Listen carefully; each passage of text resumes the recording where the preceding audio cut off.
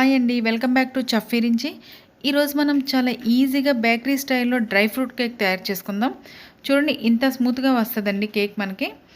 ముందుగా దీనికి కావాల్సిన ingredients eggs 4, sugar powder 1 cup, maida 1 cup, dry fruits జీడిపప్పు 2 టేబుల్ స్పూన్లు, బాదం 1 table spoon, tutti frutti and cherries, వెన్నపూస 1 కప్పు.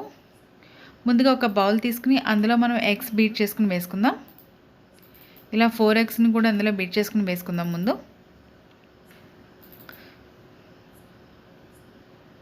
తర్వాత మన దగ్గర ఎగ్ బీటర్ ఉంటుంది కదా, దాంతో మనం ఎగ్స్ మొత్తాన్ని ఇలా మిక్స్ చేసేసుకుందాం. మొత్తం ఎగ్స్ అన్నీ బాగా కలిసిన తర్వాత ఈ విధంగా మనకు బాగా కలుస్తాయండి. ఎగ్స్ అన్నీ బాగా కలిసిన తర్వాత ఇప్పుడు ఇందులో మనం షుగర్ పౌడర్ యాడ్ చేసుకుందాం. 4 ఎగ్స్కి 1 కప్పు షుగర్ పౌడర్ అంటే 200 గ్రామ్స్ పడుతుందండి షుగరు. ముందుగా కొంచెం వేసుకుని మొత్తం మిక్స్ చేసుకున్న తర్వాత మిగతా సగం కూడా వేసేసుకుని మనం మిక్స్ చేసుకుందాం. ఇలా మొత్తం మిక్స్ చేసుకున్న తర్వాత ఇప్పుడు ఇందులో వెన్నపూస వేసుకుందాం.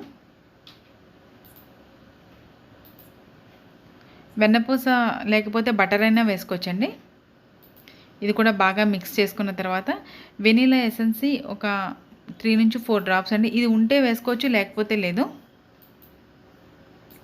ఇలా మొత్తం బాగా మిక్స్ చేసుకున్న తర్వాత బేకింగ్ పౌడర్ 1 టేబుల్ స్పూన్. లాస్ట్లో మనం మైదా యాడ్ చేసుకుందామండి. మైదా యాడ్ చేసుకున్నాక మనకి స్పూన్తో కానీ ఆర్ చెక్కది గరిటె కానీ దేనితోటైనా మనము కలుపుకోవచ్చు. ఇలా ఈ విధంగా కలుపుకుందామండి. ఈ విధంగా కలుపుకుంటే ఏంటంటే ఉండలు కట్టకుండా మనకి కంఫర్ట్గా వస్తుంది. ఇలా మొత్తం ఈ విధంగా మిక్స్ చేసుకుందాం. ఇలా మొత్తం మిక్స్ చేసుకున్న తర్వాత చూసారా మనకి ఈ ప్యాటర్న్ రావాలి. ఈ ప్యాటర్న్ వచ్చిన తర్వాత మనకి ఇప్పుడు మనం ముందుగా జీడిపప్పు బాదం పప్పులో లైట్గా ఇలా ఒక 1/2 టేబుల్ స్పూన్ మైదా వేసి చేతితోటి ఇలా ప్లేట్ని ఇట్లా స్టఫ్ చేయాలి. ఇలా అంతా మనకి కింద అడుగు మందంగా ఉన్న గిన్నె తీసుకుని మనకి దాంట్లో మనం వెన్న కానీ బటర్ కానీ నెయ్యి కానీ ఏదైనా మనం బ్రష్తో ఇలా మొత్తం స్ప్రెడ్ చేసేయాలండి. ఇలా మొత్తం స్ప్రెడ్ చేసిన తర్వాత ఇప్పుడు ఇందులో మనం ముందుగా రెడీ చేసి పెట్టుకున్నది ఉంటుంది కదా మిశ్రమాన్ని మొత్తం ఇందులో వేసి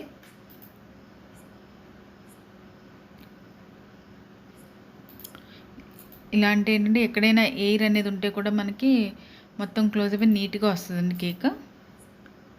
ఇప్పుడు దీనిపైన మనం డ్రై ఫ్రూట్స్ వేసుకుందాం.